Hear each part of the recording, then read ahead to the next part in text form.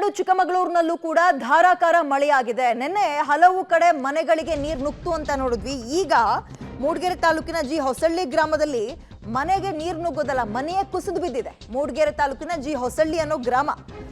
ಇದೀಗ ಪಾಪ ಗ್ರಾಮದ ಲಕ್ಷ್ಮಮ್ಮ ಅಂತ ಅವ್ರಿಗೆ ಸೇರಿದಂತಹ ಮನೆ ಸಂಪೂರ್ಣ ಹಾನಿಯಾಗಿದೆ.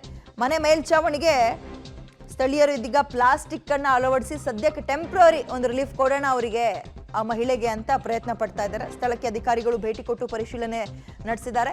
ಕಾಫಿ ನಾಡಲ್ಲೂ ಕೂಡ ಧಾರಾಕಾರ ಮಳೆಗೆ ಒಂದು ಕಡೆ ಮನೆಯೊಳಗೆ ನೀರು ಅಂದ್ರೆ ಅದೊಂದು ರೀತಿ ಹೊರಗೆ ಎತ್ತಾಕ್ಬಿಡ್ಬೋದು. ಮನೆಯೇ ಬಿದ್ದೋಗ್ಬಿಟ್ರೆ, ಈ ರೀತಿಯ ಕುಸಿದ್ ಬಿಟ್ರೆ ಪಾಪ ಹಳೆ ಕಾಲದ ಮನೆ ಅಂತ ಕಾಣುತ್ತೆ. ಆ ಮಹಿಳೆ ಒಬ್ಬರೇ ವಾಸ ಇರ್ತಾ ಇದ್ರೇನೋ ಆ ಭಾಗದಲ್ಲಿ.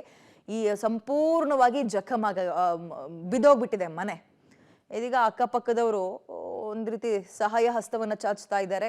ಟೆಂಪ್ರರಿ ಒಂದು ರಿಲೀಫ್ ಕೊಡೋಣ ಅಂದ್ಕೊಂಡು ಪ್ಲಾಸ್ಟಿಕ್ ಅನ್ನ ಹೊದಿಸುವಂತಹ ಕೆಲಸ ಮಾಡ್ತಾ ಇದ್ದಾರಂತೆ. ಅಧಿಕಾರಿಗಳು ಕೂಡ ಸ್ಥಳಕ್ಕೆ ಭೇಟಿ ಕೊಟ್ಟಿದ್ದಾರೆ.